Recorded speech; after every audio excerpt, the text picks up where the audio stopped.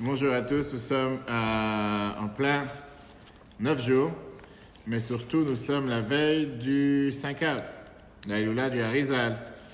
Harizal Achai, comme il était appelé, le Harizal vivant, l'auteur de la Kabbale à Tzfat, à Safed, Leilou Nishmat, Yechia Benayoun, et pour la réfouach de tous ceux qui ont besoin, pour une longue vie, une bonne santé. En tout cas, en espérant que tout le monde puisse se connecter. Et ce qu'on va voir ensemble ce soir, chers amis, c'est un des paradoxes les plus intéressants qu'il y a dans la paracha de cette semaine, la Chumash Dvarim, qui d'un côté, c'est le premier on va dire, du Chumash qui nous parle, du premier paracha qui nous parle de la répétition de toute la Torah. Et de l'autre côté, on a ici quelque chose de particulier ce soir, du fait que ce Shabbat, c'est aussi le jour de jeûne, le jour du 9 Av. Pas seulement le jour du 9 Av, c'est aussi appelé et connu sous le nom de Shabbat Chazon, le Shabbat de la vision. Pourquoi ce Shabbat il est appelé le Shabbat Chazon? Parce que c'est le Shabbat dans lequel on va lire la fameuse Haftarah, Chazon Yeshayahu, la vision que Yeshayahu il a eue, le fils de Amos, etc. Et c'est la dernière des 3 Haftarot que nous avons, qui sont considérés comme les 3 Haftarot de Puranuta, qui veut dire que Dieu réveille le peuple juif. Dieu essaie de faire en sorte que le peuple juif prenne conscience de la situation, du moment dans lequel on se trouve, pour se rapprocher de Dieu encore plus. Mais là, il y a un problème. D'abord, cette année, on sait très bien qu'on ne jeûne pas Shabbat. Le jeûne du Tisha B'Av, le jeûne du 9 Av est repoussé et reporté quand il tombe, comme cette année Shabbat. Et deuxièmement, on voit qu'il y a ici quelque chose de particulier, que le seul jeûne parmi tous les jeûnes qui est appelé un jour de fête, c'est le jour de Tisha B'Av. Pas juste qu'il va devenir un jour de fête, mais il est aujourd'hui actuellement déjà appelé un jour de fête. Et on va essayer de voir ensemble pourquoi ce paradoxe dans la religion, que d'un côté on a ici un jour de jeûne qui est le jour le plus noir du calendrier, et de l'autre côté, mis à part le fait que c'est le jour le plus noir du calendrier, c'est aussi un jour de fête à tel point qu'on ne dit pas Tachanoun, on ne dit pas les supplications. Et après on va rentrer dans les détails, on te dit comme quoi, quand Mashiach va venir, ça va venir une vraie fête. Comment on peut avoir un tel paradoxe dans le peuple juif? On sait très bien qu'on est toujours avec ce mélange. D'un côté, la destruction, de l'autre côté, la reconstruction, comme on a parlé longuement la semaine dernière. Et c'est ce qu'on va voir aussi ce soir ensemble. Certainement, ça nous enseigne quelque chose de particulier. Quel enseignement ça apprend pour chacun d'entre nous? Donc d'abord, petite histoire. Nous sommes dans les jours de deuil sur la destruction du temple. Premier temple, deuxième temple, pas seulement la destruction du temple, il y a eu beaucoup d'autres malheurs qui se sont passés le jour de Tisha B'Av. Et on sait très bien que le jour de jeûne a commencé, le jour des 3 semaines ont commencé normalement le 17 Tammuz et il continue jusqu'à la période du 9 Av. Ce Shabbat, comme on a dit, c'est aussi appelé le Shabbat Chazon, la Haftarah, comme on a dit tout à l'heure. Et c'est automatiquement, c'est naturel que pour certaines personnes, ce qu'on appelle, ils aiment bien avoir une figure de Tisha B'Av, pas seulement ce soir, mais toute l'année. Tu as des gens qu'à chaque fois que tu les rencontres, sont toujours pessimistes. Toujours avec... toujours mal. Pourquoi tu fais allusion à quelqu'un? On n'a pas fait des... J'ai pas dit de non. Tu as des gens qui ont toujours ce qu'on appelle un visage de Tisha B'Av. Quoi qu'il arrive, ils sont toujours en train... Il y a quelque chose qui ne va pas. Ils sont fatigués. Hein? Non. Tu connais quelqu'un comme ça? Deux fois que tu me regardes quand tu dis ça. Moi, je ne t'ai pas regardé. Non, je t'ai pas regardé. Et donc, la question qui est demandée... On a vu que la semaine dernière, on a parlé sur l'importance d'apprendre, pas seulement sur la construction du temple, mais on a vu que même si c'est une période dans laquelle on doit vivre les différentes lois, les différentes questions, comme j'ai dit, il n'y a pas une personne dans l'année qui demande autant de questions que tout d'un coup arrive cette période, monsieur le rabbin, quand est-ce qu'on ne peut pas manger de la viande? Des gens qui n'entendent pas parler toute l'année, tu n'as aucune idée où est, qu'est-ce qu'ils font, leur niveau de pratique, quoi que ce soit. Arrive la période de 3 semaines, tout d'un coup toute la religion s'arrête. Est-ce qu'on mange de la viande? Pas de la viande, des merguez, séchées, congelées, j'ai acheté avant, ça devient tout un... C'est intéressant. Ça doit être important quand même cette question. Je ne sais pas si elle est importante. Tout le monde la pose. Je vais te dire, comme on a parlé de ça la semaine dernière, cette année, tu as des différents critères. Tu as ceux qui arrêtent de manger pendant les 3 semaines, ceux qui arrêtent pendant les 9 jours, ceux qui arrêtent pendant la semaine dans laquelle elle tombe. Et comme cette année, il n'y a pas de semaine, donc automatiquement, ils font la belle vie et on passe. On a parlé de ça. Je n'ai pas entendu. Donc on a le droit de manger de la viande au final. Ça dépend quelle idée, ça dépend quelle avis tu suis. On va dire ça, il est interdit pendant les 9 jours. Chez Chabad ne mange pas pendant les 9 jours. Après, il y en a qui te disent qu'il te permettre de Shredosh. On a parlé de ça la semaine dernière. Et donc, il n'y a pas de viande ce soir à table, t'inquiète. Si on fait un siyum, si on finit un traité de Talmud, comme on a l'habitude, comme le Rabbi a demandé chaque année, pendant les 9 jours, de faire des choses qui peuvent rajouter de la joie. Comme c'est écrit dans la Gemara que quand on termine un traité d'études de Gemara, pour certains de Mishnah, on peut être joyeux. À ce moment-là, on dit que quand tu fais un traité infini, un traité de Gemara, tu peux éventuellement avoir de la viande et du vin, mais c'est pas pour ça qu'on fait la fin d'un traité. Pour pouvoir manger de la viande et du vin, c'est pas autre. Ok, donc aujourd'hui, on va s'arrêter encore une fois sur cet épisode qui est apparemment un paradoxe juif. D'un côté, d'avoir une approche mauvaise, une approche pessimiste, une approche sombre, une approche noire, une approche dans laquelle, oui, c'est une période de deuil. Et de l'autre côté, comment la Torah, elle veut qu'on répare à chaque fois, qu'on avance à chaque fois, qu'on fasse en sorte que les choses soient toujours positives. Même si c'est la période la plus noire, on peut toujours voir le point positif qu'il y a à l'intérieur. On peut toujours voir le point qui n'est pas un point noir, mais qui est la lumière que nous apporte ce point noir. Commençons d'abord avec ce qui se passe pendant ces jeûnes en général, et après on verra ensemble une très belle histoire, rappelez-moi, par rapport à ce qui s'est passé avec le débat entre Nachmanide et Pablo, un fameux juif qui s'est converti au christianisme à l'époque en Espagne, etc. Mais tout d'abord, quel est le critère des 4 jeûnes, et quel est le critère différent du jour du 9 av? On sait très bien qu'il y a un but qu'on cherche à avoir avec le jour de jeûne. La Torah ne cherche pas ici à faire souffrir qui que ce soit. Bonsoir. Comment ça se fait que la Torah, elle vient ici, elle te donne un jour de jeûne, alors qu'apparemment, il y a ici pas seulement le fait de ne pas jeûner, de ne pas manger, pardon, mais la Torah, elle veut que tu fasses aussi quelque chose de constructif. Parce que si c'est juste pour pas manger, tu as beaucoup de gens qui jeûnent, en règle générale, en bon terme, et pas forcément que pour autant, ça a changé la veille et le lendemain. Un jour de jeûne n'est pas seulement un jour qu'il faut jeûner. Il y a aussi quelque chose de positif derrière. Et on va voir justement la chose la plus simple, comment le voir, c'est qu'est-ce que Rambam nous dit. Après Khatsot, quand même. Tu peux manger après Khatsot? Non, après Khatsot, le jour de jeûne, là, tu peux positiver, mais pas avant. On va tout de suite voir. Une seconde, on va voir, une seconde. Regarde le premier paragraphe. Les jeûnes, tu veux finir le cours avant qu'on a commencé. On vient de commencer. Les jeûnes seront-ils commémorés lorsque Mashiach viendra? Vient Maïmonide. Et il te dit la définition la plus claire, les jours de jeûne deviendront des jours de fête. Pas juste ça sera plus un jour de jeûne. Ça deviendra un jour de fête. Regarde ce qu'il nous dit dans le premier paragraphe. Tous ces jeûnes seront annulés lorsque Mashiach viendra. Ils deviendront même des jours de fête, d'allégresse et de joie. Ainsi qu'il est écrit dans Zacharie 8, 19. Ainsi dit Dieu, le jeûne du 4e mois, le 17 Tammuz, du 5e mois qui est le 9 av, du 7e mois qui est le 3 Tishri et du 10e mois qui est le 10 Tevet seront changés. 3 Tishri, le jeûne du Gedalia ben Africain. Et seront changés pour la maison de Juda en joie et en allégresse et en fête solennelle. Chérissez la vérité et la paix. Voilà ce que... On parle pas d'Esther, hein? Rien à voir. Ce jeûne d'Esther n'a pas été fait par rapport à ce même niveau, ce même sujet qui a été fait les 4 jeûnes. Si tu sais, à part le jeûne de Gedalia, les 3 autres sont en rapport avec la destruction du temple. Pas Gedalia non plus. J'ai dit à part celui de Gedalia. À part celui de Gedalia, les autres ont été faits en rapport avec le temple. Le jeûne d'Esther, ça n'a rien à voir. C'est quelque chose qui est totalement, on va dire, le jeûne le plus light, qui ne fait pas partie de ces 4 jeûnes qui sont mentionnés dans la Bible, etc. Alors pourquoi Gedalia maintenant? Pourquoi on jeûne le jeûne de Gedalia? Tu dis les jeûnes en rapport avec la destruction. Ça, c'est ce qui est Rambam est écrit. Gedalia? Pourquoi on jeûne le jeûne de Gedalia, tu veux savoir? Pourquoi on parle de Pourquoi il fait partie de ces 4? Ouais. C'est quelque chose de particulier. Les jeûnes de Gedalia, ça te montre comme quoi, si tu veux, le début des malheurs. Le début de l'exil, donc on a pu tuer un des chefs de tribu du peuple juif, etc.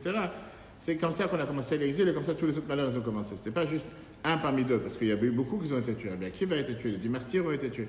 C'est pas pour autant qu'on en fait des jeûnes, même si on les mentionne à chaque fois le jour de Kippour. Mais là, c'était, si tu veux, le début de quelque chose qu'on ne s'attendait pas avant. C'était pas quelque chose qui s'est passé avant. On voit ici que Rambam te dit clairement que tous ces jours de jeûne, c'est des jours que, comme Mashiach va venir, pas seulement qu'ils vont être annulés, mais il te dit en plus, ils vont être transformés en jours de joie et en jours d'allégresse. Moi, la question qui est demandée, c'est d'abord, quel point positif peut-on tirer d'un jour comme le jour de Tisha B'Av, le jour le plus noir du calendrier? Apparemment, c'est un jour dans lequel il n'y a rien de positif. Comment il peut venir quelque chose de positif? Comment il peut venir quelque chose de joie? Disons que le temple va se reconstruire. Et on prie ça tous les jours, 3 fois par jour. On dit dans la Midrash, que le temple sera reconstruit.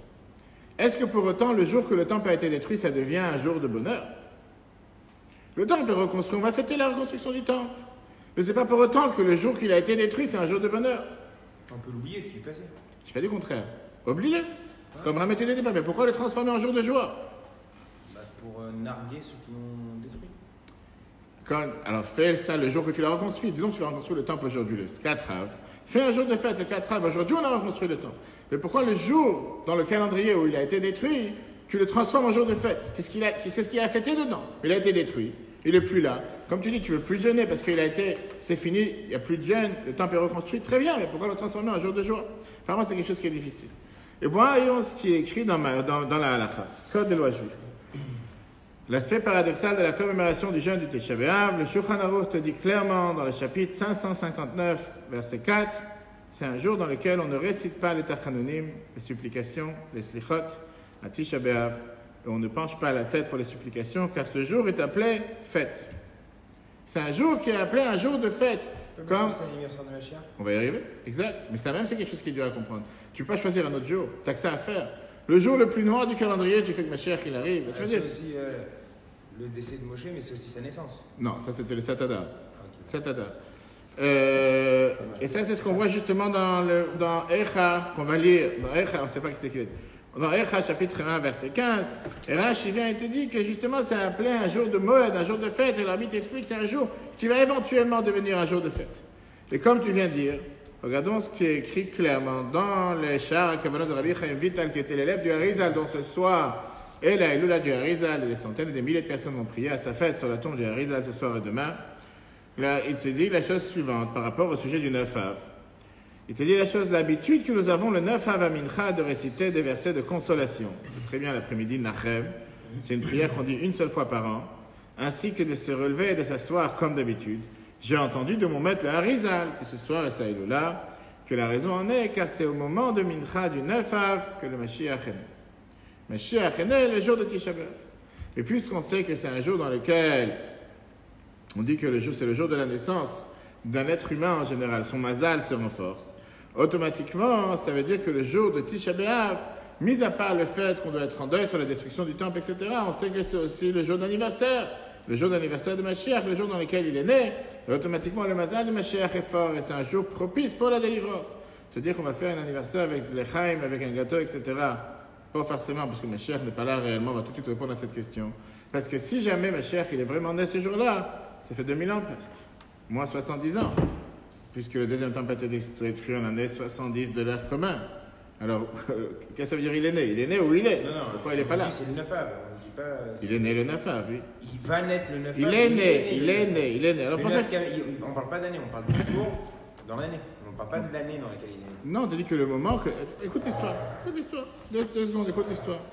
L'histoire est racontée dans la Gemara Yerushalmi et elle est racontée aussi dans le Midrash d'Echa.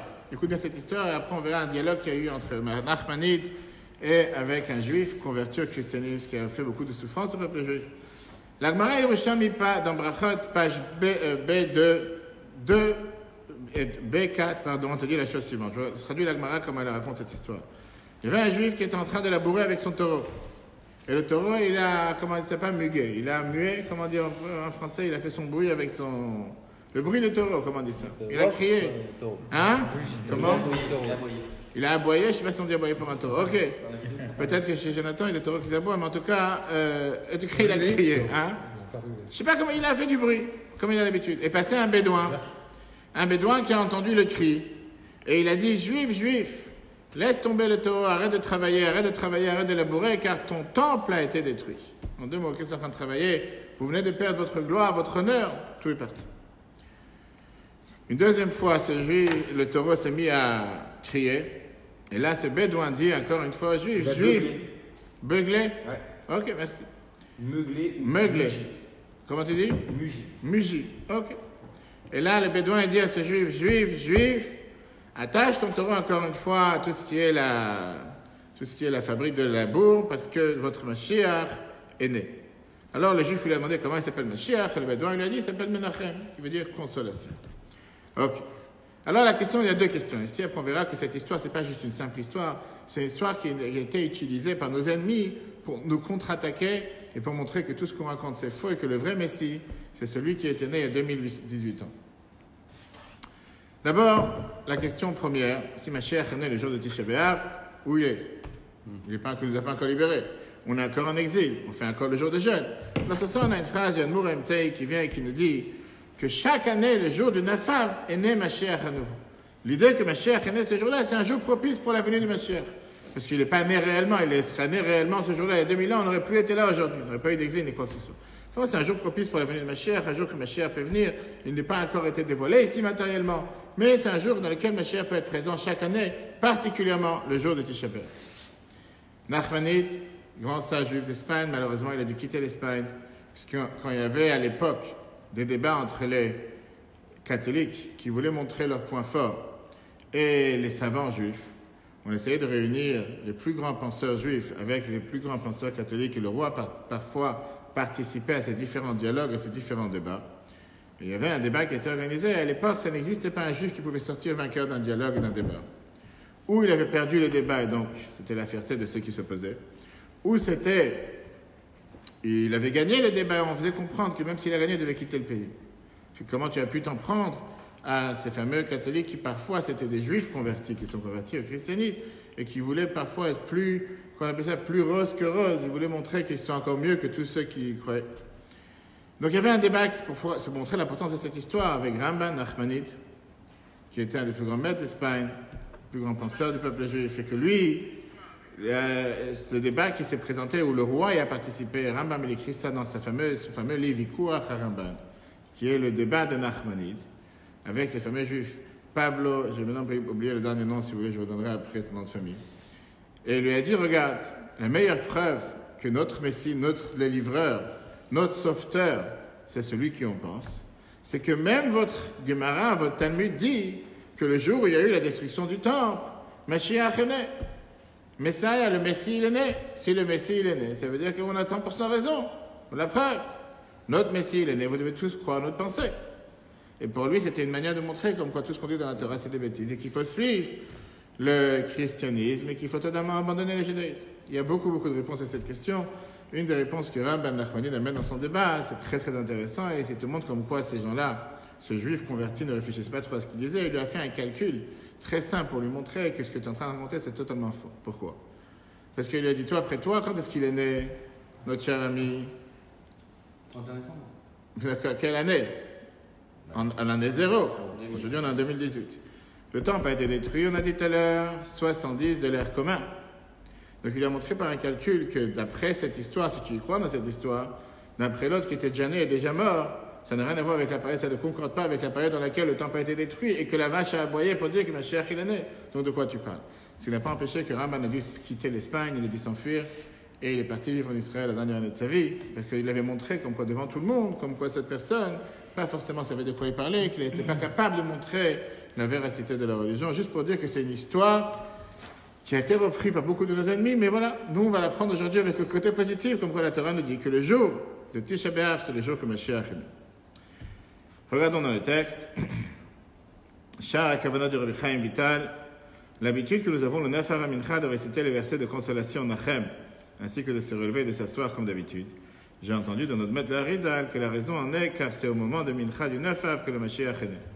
Bien le Rabbi il écrit, le 9 Av, ce jour de l'anniversaire de Mashiach, son mazal brille, ce jour est propice pour le salut. Pour l'instant, on n'est pas encore entré dans toutes les questions qui se posent, on va tout de suite voir, comme j'ai dit tout à l'heure, tu ne peux pas choisir un meilleur jour. Tu dois choisir juste ce jour-là pour dire que Mashiach est né. Choisis la veille, choisis le lendemain. Pourquoi juste ce jour-là? Quel rapport avec le jour du 9 Av? Aujourd'hui, c'est un jour de deuil. Pourquoi juste aujourd'hui? C'est avoir un jour de bonheur, un jour de joie. Mais d'abord, ajoutons une question à la question. Cette année particulièrement, on a ici quelque chose de particulier du fait que le jeûne est repoussé. Pas seulement que le jour de Tisha B'Av tombe Shabbat, mais le jeûne il est repoussé à dimanche. On sait très bien que grâce à ça, il y a beaucoup de sujets aujourd'hui, cette année, qui sont beaucoup plus légers par rapport au jeûne, par rapport aux lois du jeûne, du fait que le jour de jeûne réel, c'est pas vraiment le jour de 9 Av, c'est le jour du 10 Av. Si jamais on dit que le jeûne est repoussé pour tout, on a un problème alors. Qu'est-ce qui se passe dans ce Shabbat? Au final, c'est le 9 Av. Dire qu'on a décomposé, qu'on a déshabillé le 9 Av, il n'y a plus rien qui se passe le 9 Av, ça n'a pas de sens. Faire les Chachamim nous disent qu'en réalité, qu'est-ce qui a été repoussé du 9 Av? Seulement le côté négatif. Seulement le jeûne, les lois de deuil, ça a été repoussé. Mais le côté positif, qui est le fait que c'est appelé une fête, le fait que c'est le jour de la naissance de Mashiach, ça tu ne peux pas le décaler. Tu ne peux pas dire, bon, il n'est pas né aujourd'hui, il est né demain, parce qu'on ne peut pas jeûner aujourd'hui. Quel rapport? Jeûner, on ne peut pas jeûner aujourd'hui. Mais tout le reste, tous les points positifs de Tisha B'Av se passent ce Shabbat. Ça ne se passe pas dimanche. Ce Shabbat, qui est un jour propice, c'est le jour de la naissance de Mashiach, comme on a tout de suite voir. C'est un jour propice pour la délivrance, pour la consolation, ça c'est pas reporté. Pas seulement que c'est pas reporté, mais au contraire, ça se passe essentiellement ce Shabbat. Et c'est une des raisons pourquoi nos sages nous disent que ce Shabbat, on doit être encore plus joyeux, une plus grande joie que n'importe quel autre Shabbat. Pourquoi une plus grande joie? Parce que c'est le jour où on n'a que le côté positif du jeûne. On n'a ici aucun côté négatif. Qu'est-ce qui s'est passé dimanche? Que du négatif. Bref, c'est un jour de jeûne. Après tout ce que tu as fait comme Shabbat, comme fête, tu as mangé, tu as bu, tu as dit le chaim, tu as appris, automatiquement tu as un jour de repos dimanche. C'est pas que négatif. Parce qu'il y a les prières, etc., c'est pas que négatif. Particulièrement, comme on l'a dit tout à l'heure, que ce Shabbat, c'est aussi un Shabbat qui a un deuxième nom. C'est pas juste le Shabbat dans lequel on commence la première paracha de Chumash Dvarim, mais c'est aussi Shabbat Chazon, Shabbat de la vision. Et c'est encore une fois, c'est une particularité cette année, parce qu'il y a beaucoup d'années que les Shabbat Chazon ne tombent pas Tisha B'Av. Shabbat Chazon, ça peut tomber 2 jours avant, 3 jours avant, 4 jours avant. Cette année, on a tous ces points positifs qui se réunissent ensemble. Et c'est le jour de jeûne, avec les connotations positives du jeûne, sans point négatif. Et c'est le Shabbat Chazon, le Shabbat de la vision, comme on va tout de suite voir. Qu'est-ce que ça représente? Ça veut dire qu'aujourd'hui, cette année, on a ici que du positif dans le Shabbat qui arrive. Le fait que Dieu montre à chacun d'entre nous le 3e temple, le fait qu'on a la force d'avoir un jeûne sans jeûne, d'avoir la force d'avoir ici tous les points positifs qui se réunissent avec le jour de la naissance de Mashiach, et pas l'aspect négatif. On va voir qu'est-ce que cela se demande de chacun d'entre nous, qu'est-ce que ça implique. Que se passe-t-il lorsque Tisha B'Av est repoussé par les Shabbats? Chiffre 3. Seuls les jeûnes et les lois de deuil sont repoussés. Mais l'aspect fête du 9 Av, du fait qu'il s'agisse de l'anniversaire de Mashiach, et que c'est un jour propice pour la consolation et la délivrance, n'est pas repoussé par les Shabbats. Au contraire, cet aspect est encore plus puissant. De même, la vision du 3e temple s'opérant ce jour étant le Shabbat Chazon, ainsi que nous allons l'expliquer, est encore plus puissante. Du coup, le jour noir, c'est quand alors? C'est Shabbat ou c'est Dimanche, pas vraiment un jour noir. C'est juste que le point négatif du jeûne, ça reste pour dimanche, pas le jeûne. Et pour ça, avant de rentrer dans qu'est-ce que ça représente dimanche aujourd'hui et cette année Shabbat, voyons d'abord qu'est-ce que ça veut dire Shabbat Chazon. On sait très bien qu'est-ce qui est écrit dans le Oratora, qui est du Tzemar Tzedek, raconté au nom du Rabbi Levi Yitzhak de Berditchev. Le Oratora, c'est quand même une série de 42 livres qu'a écrit le Tzemar Tzedek. Il est né en 1789, qui était le 3e Rabbi de Chabad.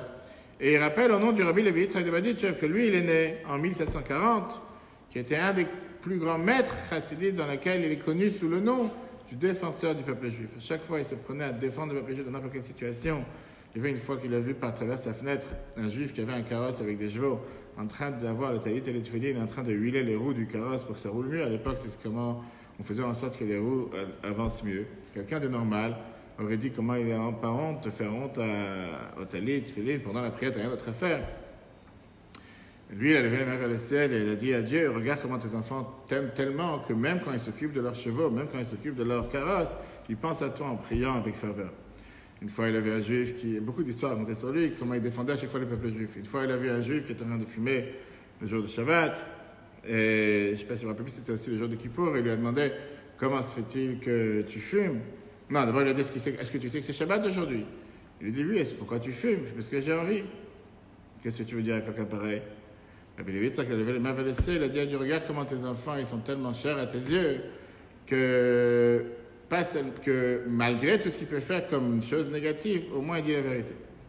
Il ne dit pas du mensonge. Bref, savoir toujours comment regarder les points positifs, c'est pour ça qu'il a gagné ce nom d'être le défendeur du peuple juif. Fameuse histoire avec le fait que si de toutes les façons on ne respecte pas ces jours de deuil comme il faut, autant nous les enlever. Il y a beaucoup de phrases qu'il dit à son nom, etc. Très intéressant. Lui, il dit la chose suivante. Regardons le texte. Le sens particulier de Shabbat avec Tisha B'Av. J'ai entendu au nom de Rav de Berditchev, le Tzemar Tzedek a écrit la parabole suivante. Un père avait un fils bien-aimé et lui confectionna un vêtement cher afin qu'il le porte. Le fils n'y fit pas attention. Il ne se comporta pas comme il faut et il le déchira en plusieurs morceaux. Son père lui confectionna un second vêtement cher que le fils déchira aussi. Que fit le père? Il lui fit confectionner un 3e vêtement, mais ne laissa pas son fils le porter et le dissimula. À un certain moment défini, le père montrait le vêtement à son fils en lui disant « Regarde, si tu te comportes dans le droit chemin, tu pourras porter ce vêtement. » Et cela même l'habitue à suivre le droit chemin, au point que cela devienne une nature en lui. C'est cela le sujet de Shabbat Chazon Vision. On montre à chaque juif le futur temple, de loin, etc., et cela est assez clair pour celui qui comprend. Ça veut dire que ce Shabbat, c'est un Shabbat dans lequel chacun a la possibilité de voir le troisième temple. C'est un Shabbat dans lequel on montre à chacun d'entre nous la possibilité de pouvoir s'attacher avec le troisième temple. Encore une fois, on est quel Shabbat? Le Shabbat qui aurait dû être le Shabbat le plus noir de l'année.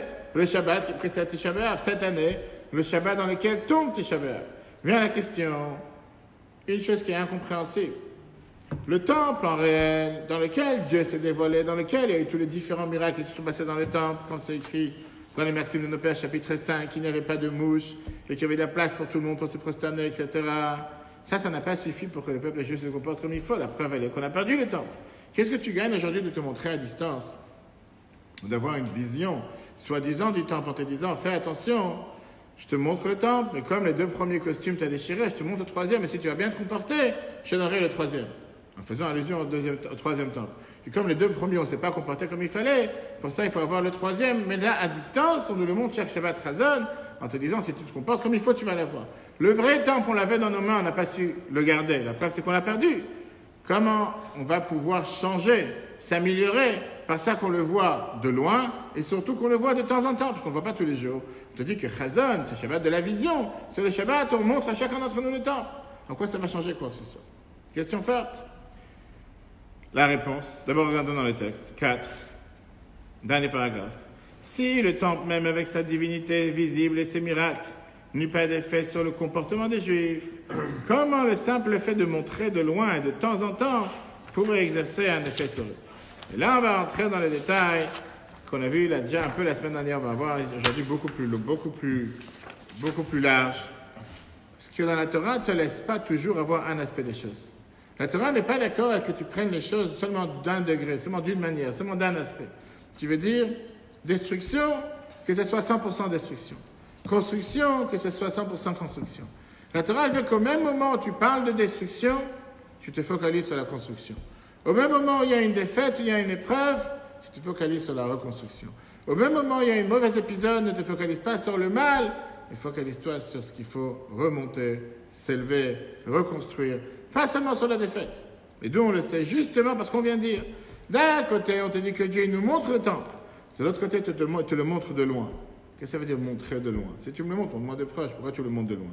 La Torah te dit d'abord, je te montre le temple pour te montrer que c'est quelque chose de réel, c'est pas quelque chose de faux. De l'autre côté, c'est de loin parce que pour l'instant, tu l'as pas encore dans tes mains. Et par ça, ça va te pousser à vouloir faire tout ce qui dépend de toi pour pouvoir le recevoir, pour pouvoir en bénéficier et pour l'avoir de manière proche. Pour te montrer justement par ça que tu le vois, mais pas proche, automatiquement ça demande à toi un effort. Et justement, c'est la différence qu'on va tout de suite voir avec les premiers 2 temples et le 3e temple. Ça revient au débat qu'on a eu la semaine dernière. Comment sera construit le 3e temple? Est-ce que le 3e temple, c'est Dieu qui le construit? Ou est-ce que le 3e temple, c'est nous qu'on va le construire? On sait très bien qu'on te dit que la différence entre les 2 premiers temples et le 3e, c'est que les 2 premiers temples, le fait que ça a été construit par des humains, automatiquement ça n'a pas duré. Ça a été détruit pour diverses raisons, comme l'Agmara nous dit. Alors que le 3e temple, comme il va être créé par les mains de Dieu, comme on dit dans la prière, automatiquement il va être éternel. Mais il ne va pas être seulement créé par les mains de Dieu. Il va être créé par les mains de Dieu, ensemble avec l'effort de chacun d'entre nous. Et automatiquement, on aura ici les 2 composants. D'un côté, ce ne sera pas quelque chose qui viendra sans mérite, sans effort, sans travail. Et automatiquement, quand je te donne tout sans effort, sans travail, je ne sais pas valoriser la chose. Et si tu le perds, ce n'est pas grave. De l'autre côté, puisqu'il y aura notre effort, mais pas que notre effort, parce que nous, au final, nous sommes matériels, terrestres, finis. Ça peut se détruire, ça peut perdre, ça ne peut pas durer éternellement. La seule chose qui peut durer éternelle, c'est quand ça vient des mains de Dieu. On aura aussi le fait que Dieu a mis ses mains à l'intérieur et Dieu l'a construit, ensemble avec notre effort. Ça, c'est ce qui garantira que ce sera éternel. Et on va voir après comment ça, c'est ce que la Torah elle attend de nous. Et ce Shabbat, on attend le jour de jeûne du 9 Av, et le Shabbat Chazon qu'on te montre le temple, mais à distance. Et à chaque fois que Dieu il attend de nous de faire quoi que ce soit, on a toujours ces 2 approches. L'approche que oui, c'est une période de deuil, effectivement, il faut être en deuil, il faut faire les lois de deuil que la Torah attend de nous. Mais ne pas perdre de vue que le but en soi n'est pas un deuil. Le but en soi n'est pas une destruction. Le but en soi, c'est de ne pas fêter cette destruction. À tel point que ce jour, qui est le jour le plus noir du calendrier, la Torah le considère un jour de fête. Un jour de fête dans lequel on ne dit pas Tachanon, on ne dit pas supplication. Alors que ça aurait dû être le jour dans lequel tu dois dire Tachanon à longueur de journée et dire, je ne sais pas, Al-Khet, comme tu dis les jours de Kippour. Non, la Torah te dit c'est un jour de fête dans lequel on ne dit pas Tachanon. Et pourtant, le jour noir. Et la Torah, elle veut que ce soit le même jour, pas le lendemain, pas la veille, mais ce même jour. Tu peux penser le considérer comme un jour noir. Je viens et je te dis, ensemble avec cet aspect noir, rappelle-toi qu'il y a ici quelque chose de positif dans le noir. C'est comme quelqu'un qui doit faire une opération, dans la Chassidut, il y en a plusieurs fois cet exemple. Dans l'opération qu'il doit faire, il va se focaliser sur le fait qu'on a dû lui ouvrir le ventre et il y a plein de sang tout autour avec des couteaux. S'il s'arrête là, il a effectivement raison. C'est des terroristes, des assassins, ils ont fait couler du sang de quelqu'un, ils l'ont ouvert son ventre, ils l'ont ouvert son jambe, peu importe. Il n'y a rien de bien. Mais s'il se focalise sur la suite, bien sûr que pour pouvoir enlever ce mal qu'il y avait dans le ventre, pour pouvoir enlever cette maladie, pour pouvoir enlever cet objet, peu importe ce qui se passait, peu importe le problème que la personne a là, il fallait passer par l'ouverture pour pouvoir après guérir la personne. Donc l'ouverture n'est pas une défaite, l'ouverture n'est pas une épreuve, l'ouverture n'est pas une difficulté, l'ouverture n'est pas considérée quelque chose de mal, l'ouverture est considérée le début de la guérison. Et donc la même chose avec la destruction du temple. Oui, ça a l'air d'être une destruction parce que le fait est qu'on n'a pas le temple aujourd'hui. Mais est-ce que c'est une destruction pour une destruction ou est-ce que c'est une destruction qui en réalité c'est le commencement de la construction? On a parlé de ça l'année dernière. Quand tu vas aujourd'hui, tu vas dans plusieurs endroits où il y a des maisons, de vieilles anciennes maisons, que tu vas acheter une maison, en général, tu as le devoir d'avoir permis de démolir, permis de construire. Pourquoi tu ne peux pas avoir un seul permis? Pourquoi tu ne peux pas avoir un permis pour construire? Ça va de soi que si tu vas construire, tu dois d'abord démolir ce qu'il y a. Pourquoi tu as besoin d'avoir un permis de démolir? Une extension, il faut un permis de construire, c'est pour différencier. Si tu es... Je ne pas du contraire. Mais là, tu achètes un terrain dans lequel il y a une maison qui n'a pas bougé depuis 200 ans. Bah, Et tu... construire, ça peut dire je fais un étage de plus ou la maison d'à côté. Tu ne peux pas faire un étage de plus, c'est ce qu'il faut d'abord démolir. Là, tu ne peux pas construire sur ce... C'est une ruine. C'est pour différencier de quand tu démolis tout et que tu reconstruis neuf, ou si tu fais une réa et que tu rajoutes un étage au-dessus, ou si tu fais une bâtiment... Donc si jamais tu n'aurais pas eu de permis de démolir, tu ne veux pas construire. Si. Ben non. Si tu n'as pas de permis de démolir. Si tu as un bâtiment, tu as une maison qui existe et que tu veux juste rajouter un étage, ou tu Non, veux juste payer parce que c'est une maison qui existe, c'est une maison qui tient. il faut un permis de démolir. C'est ce que je dis. Pourquoi? Pourquoi cette logique que quand tu as une ruine, quand c'est comme tu dis, tu as 100% raison, tu as une maison qui existe, qui tient, tu veux rajouter un étage, tu veux rajouter une chambre, là tu as besoin d'un permis de construire, parce que tu démolis rien. Mais quand tu as une ruine, il n'y a rien qui tient, elle est déjà tombée en 1000 morceaux. Pourquoi tu as besoin d'avoir un permis de démolir? Non, c'est déjà démoli, ça ne tient pas. Ça fait 10 ans qu'elle est comme ça, c'est une ruine. Pourquoi tu as besoin d'avoir ici un permis de démolir pour pouvoir construire? Alors, à quel moment tu décides que c'est une ruine? C'est juste toi qui décides si c'est une ruine ou pas. La norme, c'est les gens normaux. C'est pour ça qu'on est obligé de faire un permis de démolir. Alors c'est ce que je t'explique, la Torah te dit exactement la même chose. Mais dans la question, là, quand tu as eu ce permis de démolir le temple, est-ce que c'était pour démolir? Est-ce que c'était parce qu'on cherchait à démolir? Ou ça faisait permis de la reconstruction? Bien, la Torah te dit que le permis de démolir n'a un but seulement s'il vient ensemble avec un permis de construire. La Torah ne tient pas de démolir pour démolir. D'ailleurs, c'est pas seulement dans le temple, pour rester dans la loi de Shabbat aussi. Quelqu'un qui a détruit pour détruire, il n'a pas cherché à reconstruire. Il n'a pas transgressé sur le fait d'avoir voulu construire Shabbat. Quelqu'un qui a détruit, qu'avec son idée c'était de reconstruire, un exemple que le Shulchan Aruch te donne, quelqu'un qui a cassé un verre parce qu'il était coléreux. Une assiette, en espérant que ce n'est pas un aveu contre sa femme ou contre son mari. Quelqu'un qui avait, je ne sais pas, peut-être qu'on appelle ça, la pkeila, on va savoir, le repas de Shabbat n'était pas exactement comme il attendait, il a cassé l'assiette. Est-ce qu'il a transgressé le fait d'avoir cassé un objet Shabbat? On va dire non, il n'a pas transgressé parce qu'il a fait de spécial. Quelle est la réponse? J'adore te dire que puisque quelqu'un, quand il a cassé quelque chose, il a apaisé sa colère, c'est comme s'il a construit par derrière. Automatiquement, il est responsable. Pas juste qu'il a cassé sans faire exprès, tu marchais pour la cuisine, parce que tu voulais aider ta femme à débarrasser, et une assiette qui est tombée. Là, il a cassé pour calmer sa colère. Puisqu'il a cassé pour calmer sa colère, c'est comme s'il a démoli pour construire. Et là, il est coupable du fait qu'il a cassé, ça lui a fait du bien. Revenons à notre sujet. Regardons comment la Bible écrit ça dans le chiffre 6. 5, pardon. Montrer le temple de loin, n'est-ce pas paradoxal? Si tu le montres, pourquoi de loin? A priori, la vue et l'éloignement sont deux sujets distincts. De plus, la vue indique que l'objet observé est proche. Deuxièmement, rapproche et indique le détail de l'objet à celui qui l'observe de façon plus authentique que louer, qui veut dire louis. Voir quelque chose, c'est beaucoup plus vrai que si tu as juste entendu. Il faut dire que cela nous apprend qu'il y a besoin de deux aspects paradoxaux, afin que la marche dans le droit chemin devienne naturelle, afin de produire le don du troisième temple. Et là, on commence à comprendre pourquoi le temple comportera un aspect divin et un aspect humain. Comme on l'a dit tout à l'heure, c'est un grand débat qu'il y a. Est-ce que le troisième temple sera construit seulement par les humains ou par Dieu? Maïmonide, Rambam te dit dans les Chobet Aprira qu'on apprend ces jours-ci, il te dit dans les lois de la maison d'élection, il est une mise positive de bâtir une maison pour Dieu, ainsi qu'il est dit, ils me feront un sanctuaire. Ça veut dire que d'après Rambam, c'est clair et net que le temple sera construit par l'humain. Alors que le Zohar vient étudier le contraire. Le Zohar, chapitre 3, page 221a, volume 3, 221, te dit à ce jour, aucune bâtisse divine n'existera dans le monde. À propos de l'ère messianique, il est écrit que Dieu construira Jérusalem, lui et personne d'autre. C'est cette bâtisse que nous attendons, pas une bâtisse humaine qui ne peut aucunement tenir dans le temps. Alors quelle est la réponse? Comment on peut avoir les deux à la fois? Est-ce que c'est Dieu qui va la construire ou est-ce que c'est nous qui allons la construire? Pour ça, on est obligé de dire que dans le troisième temple, il y aura ces deux composants. Il y aura la partie divine et il y aura la partie humaine. Comme l'a dit tout à l'heure, le point le plus important du troisième temple, c'est que ce sera un temple divin, construit par Dieu, et c'est ça qui va lui donner sa force et sa possibilité d'être éternel. Mais c'est Dieu qui l'a construit. Néanmoins, ce n'est pas Dieu qui nous l'impose. Parce que si ça vient d'en haut sans aucun effort de la personne, automatiquement, ça ne va pas durer dans la durée. Comme cette histoire, l'exemple avec le costume, que s'il va te donner un costume que tu n'as fait aucun effort pour le recevoir, ça n'a pas la valeur. Demain, tu vas le déchirer. Alors que si tu as fait des efforts pour le recevoir, automatiquement, tu vas vouloir le garder, tu vas faire attention à ce costume.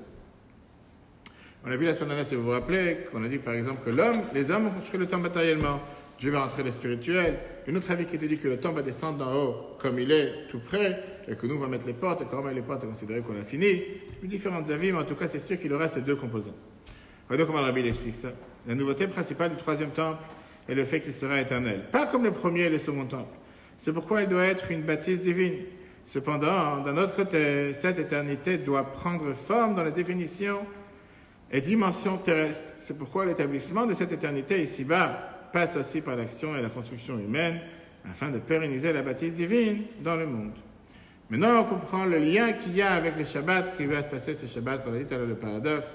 Si le temple est construit par Dieu ou par l'humain, c'est le même lien qu'on a avec le fait que dans ce Shabbat qui arrive, on montre ces deux côtés, par ça que Dieu nous montre le temple, mais nous le montre de loin. Il ne nous le montre pas de proche. Pourquoi il nous le montre de loin? D'un côté, Dieu vient et te montre le temple pour montrer à chacun d'entre nous comme qu'on a la possibilité de pouvoir se préparer à recevoir le temple, de faire des efforts pour le voir méritant, en disant voilà, le temple il est là, le cadeau il est là. Ça, c'est la différence avec les premiers deux temples, dans lesquels, dans le premier deux temples, c'est nous qu'on a voulu se réveiller, c'est dans le parti construire un temple. Après, Dieu il est venu, il a mis sa divinité à l'intérieur. Dans ce troisième temple, c'est Dieu qui va le construire. Il est prêt depuis le départ. Et c'est ça qui va faire en sorte que quelqu'un va voir un tel temple et dire je ne peux pas rester sans bouger. Par ça que Dieu nous le montre chaque Shabbat. On est obligé de l'avoir. On est obligé de tout faire pour pouvoir le mériter. Pourquoi de loin? Parce que quelqu'un doit se sentir que je ne le mérite pas encore. Parce que si je le mérite déjà, on aurait dû l'avoir depuis 2000 ans. Et la fête est que ma chère n'est pas encore là. Une fois que ma chère sera là, on l'aura dans nos mains. Mais pour l'instant, c'est montré de loin pour te dire il est à ta portée, mais fais quelque chose pour le mériter. Pas juste te donne sans rien. On avait parlé plusieurs fois ce que les Zohar nous dit qu'il n'y a pas plus pire ce qui est appelé le pain de honte. Qu'est-ce que ça veut dire le pain de honte? Le pain de honte, c'est le fait de donner quelque chose à quelqu'un sans effort. Donner quelque chose à quelqu'un sans effort, ils ne sentent pas la valeur qu'il y a dessus. Puisqu'ils ne sentent pas la valeur, automatiquement, pourquoi tu veux qu'il valorise et qu'il fasse un effort pour l'avoir? De toutes les façons, il va l'avoir. Viens, Dieu te dit, je te montre le temple. Et pour l'instant, il est encore loin. Pourquoi loin? Parce qu'il faut que tu mettes aussi ton grain de sel. Il faut que tu mettes aussi ta part. Comme on voit dans le Kiddush qu'on dit le vendredi soir. Yom HaShishi, la fin du Kiddush, c'est quoi? Asher bara Elokim la'asot, que Dieu l'a créé pour faire. Et Rashi te dit, qu'est-ce que ça veut dire pour faire? Le taken pour réparer. Quel appareil réparer? Dieu te dit, moi je t'ai tout préparé dans le monde. Moi je t'ai tout créé, moi j'ai tout fait pour toi. Je te demande, viens faire un geste. Montre-moi que tu participes avec moi. Montre-moi que tu es associé avec moi. Montre-moi que tu es partenaire avec moi dans cette création du monde, alors qu'on sait très bien que notre effort est rien par rapport à tout ce que Dieu a fait dans ce temps. Mais le fait que tu mets ton effort, automatiquement, on est ensemble. Puisqu'on est ensemble, automatiquement, on peut faire des grandes choses. Et comme la Gemara te dit par rapport à la tchouva, que Dieu il attend des fois de chacun d'entre nous d'ouvrir seulement comme le trou d'une aiguille. Une petite ouverture, pas une grande ouverture. Et Dieu il te promet qu'il t'ouvrira les portes d'un palais. Mais montre-moi que tu es prêt à faire quelque chose. Montre-moi que tu as envie de t'en sortir, montre-moi que tu as envie de faire quelque chose. Si tu le fais à ce moment-là, tout marchera comme il faut. Regardons dans la suite. La vision de Shabbat Chazon comporte ces deux aspects. On lui montre la vision du temple provient directement de Dieu. D'un côté, la nouveauté de cette vision, dans le premier et le second temple, les Juifs vinrent et s'éveillèrent à la crainte de Dieu. Alors que pour le troisième temple, on montre le temple à chaque Juif. C'est Dieu même qui le montre. Ainsi, l'homme peut voir tous les détails et sa compréhension n'est pas limitée par ses facultés, mais elle est établie selon la valeur de ce qu'on lui montre. C'est pourquoi cette vision a le pouvoir d'influencer l'homme plus que le premier et le second temple, afin que sa bonne conduite devienne naturelle. De l'autre côté, on ne lui montre pas de proche, on lui montre de loin. Pourquoi de loin? Cette vision n'opère pas un changement éternel en l'homme. Même si on montre le troisième temple, l'homme doit ressentir que c'est de loin. Son effort sera de méditer ce fait même. qu'on lui montre le temple et qu'il en est loin. Cela produit en lui un sentiment d'effacement, grâce auquel l'émanation divine pourrait être ressentie et intégrée dans son existence. Et automatiquement, une personne va se dire, il faut que je bouge, il faut que je fasse quelque chose. Je ne vais pas rester à le recevoir sans absolument rien faire. Si on récapitule les 3 étapes, on a ici d'abord le fait que Dieu nous montre le temple. La personne ne ressent pour l'instant rien, puisque c'est Dieu qui lui montre. Lui va faire un effort de se changer de l'intérieur, et grâce à ça, il va comprendre quel est le bienfait d'avoir le 3e temple, et là, il va mériter de l'avoir de manière concrète. Maintenant, on va comprendre, avec tout ce qu'on vient de voir, quelle est la particularité de ce Shabbat. Le fait qu'on n'est pas seulement Shabbat Chazon, le Shabbat de la vision du 3e temple. On est en plus le Shabbat dans lequel tombe Tisha B'Av. Ça veut dire qu'on a ici tous ces composants, toutes ces lumières rouges, lumières vertes, lumières positives, qu'on te montre que d'un côté, on montre chacun d'entre nous le temple de loin. De l'autre côté, c'est le jour qui est le 9 Av, dans lequel on a dit c'est le jour que Mashiach est né, qu'il est prêt à venir et libérer le peuple juif, et il est prêt à construire le temple réellement. Ça nous donne pas seulement une énorme joie, ça nous donne une énorme force pour pouvoir ajouter dans notre effort, pour s'assurer de ne pas rater cette occasion, d'avoir le temple, il est à notre portée, le temple est dans nos mains, il est tellement proche de nous. En plus, c'est le jour de la naissance de Mashiach, le jour dans lequel Mashiach se dévoile, le jour dans lequel Mashiach se montre. Automatiquement, on doit tout faire en sorte, pas seulement pour être heureux et être joyeux, bien sûr, les 3 semaines et les 9 jours. Mais on parle maintenant par rapport à ce Shabbat. Être heureux et être joyeux qu'on a tellement de possibilités de toucher ce temple, de recevoir ce temple, de recevoir la délivrance. Faire en sorte de le mériter, pas nos actions, pas nos demandes, comme le Chafetz Chaim te dit que le mérite juste d'attendre la Géoula, le mérite seulement de demander la délivrance. Déjà, on mérite de l'avoir. Que Dieu fasse que ce ne soit pas un épisode qui en apprend dans le livre, comme on l'a vu la semaine dernière, que le fait d'apprendre la construction du temple, c'est considéré comme si le temple est construit, puis que ce soit quelque chose de réel, surtout que le jour de Tisha B'Av cette année, ce soit un jour des jours de joie, par ça que Mashiach sera déjà là, que ce ne soit pas un jour noir du calendrier. Nos frères et sœurs en Israël soient protégés, particulièrement nos soldats et tout ce qui se passe aujourd'hui dans le sud d'Israël. Que Dieu fasse qu'on en termine avec ça une fois pour toutes, et qu'on puisse entendre que des bonnes nouvelles pour tous les peuples juifs partout, et se trouve vraiment dans le dernier paragraphe. La particularité de la Shabbat Chazon qui tombe le jour de Tisha B'Av. En plus du fait que l'on montre dévoile à l'homme le 3e temple, puisqu'il s'agit de l'anniversaire de Mashiach et qu'il se tient prêt pour libérer le peuple juif et reconstruire le temple, cela intensifie la force que l'homme tire du 3e temple, afin qu'il ne soit pas de loin, mais proche, très proche. Ainsi le temple se dévoilera pour chacun. Puissons-nous le mériter cette année concrètement. Comme on l'a dit, qu'est-ce qu'on attend de chacun d'entre nous?